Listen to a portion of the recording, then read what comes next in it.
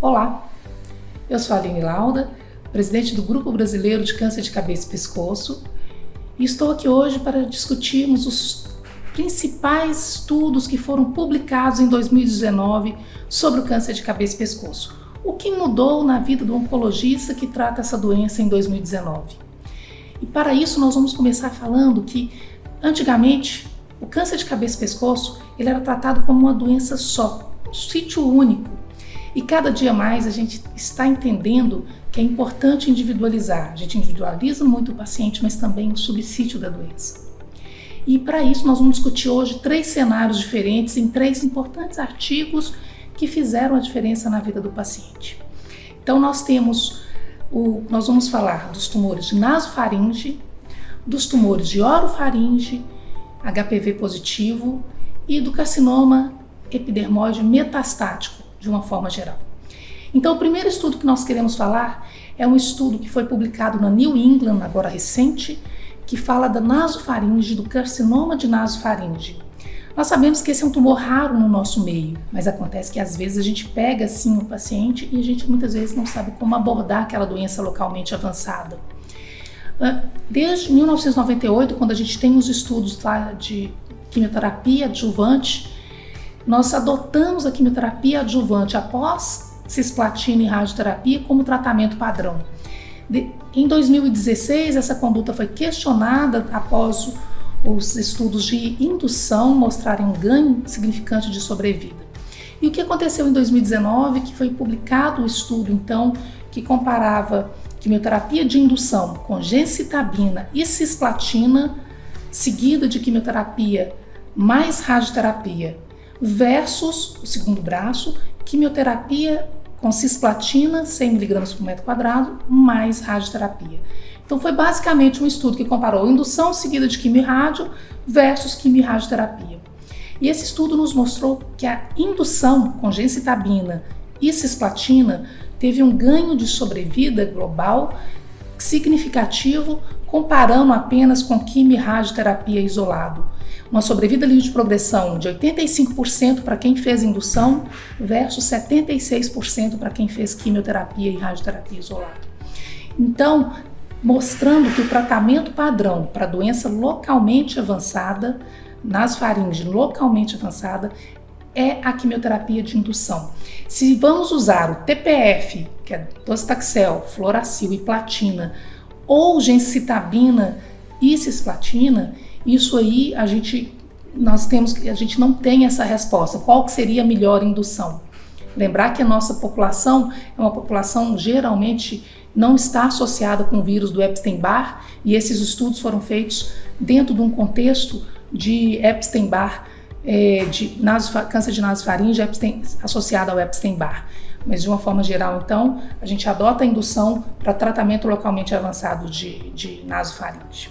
Aí a adjuvância, tratamento adjuvante pós-quimio-rádio, então, ele caiu por terra? Não, no sentido que o importante que a gente entende hoje é você fazer mais quimioterapia na doença localmente avançada. Não importa se ela seja na indução ou na adjuvância. A questão é que quando você faz na indução, esses estudos mostram que você tem uma taxa de compliance com a quimio em torno de 90%. E na adjuvância, você tem uma taxa de compliance com a quimioterapia em torno de 60%. Então você libera mais quimioterapia quando você faz indução. Por isso que na nasofaringe, a indução é o tratamento de escolha hoje, seguido de quimio e radioterapia concomitante. Num segundo cenário, a gente discutiu então nasofaringe, e num segundo cenário, a gente tem o câncer de orofaringe HPV positivo. E o que mudou de orofaringe HPV positivo em 2019? Nós temos 2 estudos publicados na mesma edição da Lancet Oncology, que foi o estudo RTOG 1016 e o estudo The Escalate. E o que trouxe esses estudos para a gente? Nós sabemos que o paciente orofaringe HPV positivo geralmente é um paciente que tem melhor prognóstico, principalmente se não está associado ao tabagismo, se esse paciente é não tabagista. E por ter melhor prognóstico, vários estudos estão trabalhando com intensificar o tratamento de várias formas, diminuindo o campo de radioterapia, diminuindo dose de radioterapia, trocando a quimioterapia. Então, e trocando a quimioterapia é o que esses estudos nos trazem. Eles trocam a cisplatina pelo cetuximab. Então, vamos lá. O RTOG 1016, ele é um estudo que compara quimioterapia com cisplatina mais radioterapia versus cetuximab mais radioterapia para pacientes orofaringe HPV positivo de baixo risco. O RTOG 1016 é um estudo de não inferioridade e ele compara, então, essas duas abordagens. E o que o estudo nos mostra, ao contrário do que a gente pensava, é que cetuximab foi inferior à cisplatina nesse contexto da doença de baixo risco. A sobrevida global em 5 anos foi 84% para o grupo de cisplatina versus 77% no grupo que fez cetuximab. Quem fez cetuximab aumentou também a recidiva local regional e a sobrevida livre de progressão também foi menor. Isso nos mostra então que nesse estudo, RTOG 1016, cetuximab foi inferior à cisplatina. O estudo de Escalate é um estudo em inglês, é um estudo do Richard Mehana. A pergunta dele foi se cisplatina mais radioterapia, qual foi mais tóxico que cetuximab mais radioterapia. E o estudo nos mostrou que não houve diferença na toxicidade grau 3 e 4 em 24 meses, comparando essas duas abordagens, diferente do que a gente pensava. Então, isso nos mostra que, juntando esses dois estudos, a toxicidade é semelhante entre a cisplatina com radioterapia e cetuximab e radioterapia, porém os resultados são inferiores quando se compara radioterapia com cisplatina versus radioterapia e cetuximab, nessa população de HPV positivo de baixo risco. Passando para o terceiro cenário, nós vamos discutir sobre o carcinoma epidermoide de cabeça e pescoço, metastático ou recidivado, excetuando a nasofaringe. Até 2019, o que tínhamos de primeira linha era o estudo Extreme, que acrescentava cetuximab, fluoracil e a platina, com ganho de em torno de 3 meses de sobrevida quando você não acrescentava o cetuximab. Esse é um estudo de 2008. Então, na primeira linha, o que a gente teve de novo em 2019? Então, foi publicado, agora na Lancet Oncology, o estudo Keynote 048. Esse estudo era um estudo de 3 braços, que comparava pembrolizumab mais fluoracil e platina, versus cetuximab mais fluoracil e platina. Então, e em três subgrupos, ele comparava em PDL1 positivo, e o score utilizado foi o CPS, ele comparava essas 3 populações, CPS maior ou igual a 20, CPS maior ou igual a 1, ou na população geral. Então foram essas 3 comparações que fez com esses 3 braços. 14 hipóteses foram analisadas nesse estudo. É um estudo que vale a pena ler, que está na Lancet Oncology agora recente. E o que esse estudo nos trouxe? Quando você compara pembrolizumab, monoterapia, com quimioterapia e cetuximab, na população com CPS maior ou igual a 20, você tem um ganho de sobrevida global de 14 versus 10 meses. 14 para quem fez pembrolizumab versus 10 meses para quem fez o esquema Extreme de quimio com cetuximab.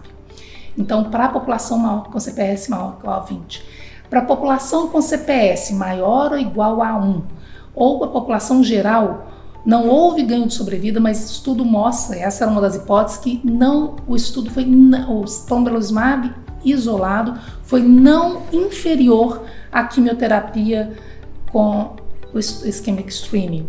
Então, mostrando que pembrolizumab, para quem tem CPS maior que 20, pembrolizumab monoterapia é uma opção com ganho de sobrevida significativo. O que chama atenção é que a taxa de resposta nesse subgrupo que fez pembrolizumab isolado, a taxa de resposta é baixa, comparando para quem fez o estudo, quem fez quimioterapia com Extreme. A taxa de resposta, então, de quem fez quimio é 35% e quem fez pembro monoterapia é em torno ali de 15%. Isso, então, muda realmente. Muitas vezes a gente tem que, em cabeça e pescoço, a gente precisa de taxa de resposta por causa do paciente estar muito sintomático. Então, pembrolizumab monoterapia, nesse contexto, por causa da baixa taxa de resposta, tem que ser analisado e só um subgrupo, um nicho muito particular de paciente que a gente pode usar. Comparando agora a população que fez quimioterapia com pembrolizumab versus quimioterapia com cetuximab, na população geral, a gente teve um ganho de sobrevida global para quem fez quimio com pembro versus quem fez quimio com cetuximab. Então, na população geral, e isso se manteve positivo para CPS maior ou igual a 1 e para CPS maior ou igual a 20, mostrando realmente que a população quimioterapia com pembrolizumab, independente do CPS, é positivo e tem ganho de sobrevida global. Então, esse é o dado que chama atenção. A taxa de resposta quimio com pembro é em torno aí de 35%, 36%, e cetuximab com quimio é a mesma, é muito parecido, 35%, 36%. Então, o que fica de mensagem final? Que pacientes com carcinoma epidermoide metastático ou recidivado, o tratamento padrão hoje é pembrolizumab, monoterapias em população com CPS positivo e que necessita de baixa taxa de resposta, e quimioterapia com pembrolizumab para a população geral ou com CPS positivo. Então, hoje, na doença metastática ou recidivada, nós temos que individualizar os casos, avaliar qual que seria a melhor conduta em cada subgrupo, e para ser monoterapia com pembro, para ser quimio com pembro, e cetuximab com quimioterapia em alguns nichos específicos ainda persiste, principalmente quando é contraindicado a quimioterapia. Na segunda linha, a gente tem que lembrar que para pacientes que não fez imunoterapia na primeira linha, a gente tem a segunda linha, já é publicado desde 2018, 2017 já está aprovado no Brasil. Na realidade, o estudo foi publicado Checkmate 141 em 2016 e está aprovado no Brasil desde início de 2018. Então, nivolumab em segunda linha é o padrão, e se o paciente não fez imunoterapia na primeira linha. Então, essas são as novidades da cabeça e pescoço em 2019.